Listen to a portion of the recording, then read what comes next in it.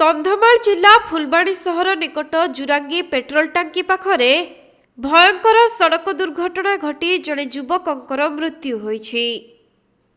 तेबे युवक जनक गतकाली अपराह्न आपाची बाइक नहीं जाउथुबा समय रे रुजांगी पेट्रोल टांकी पाखरे एपरी दुर्घटना घटिथिला।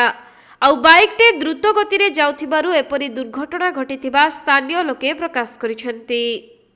तेबे ही दुर्घटना रे बाइकटी रास्ता कड़कू छिटिकी पड़िथिबा समय रे युवकंकर घटनास्थल रे ही मृत्यु होइथिला।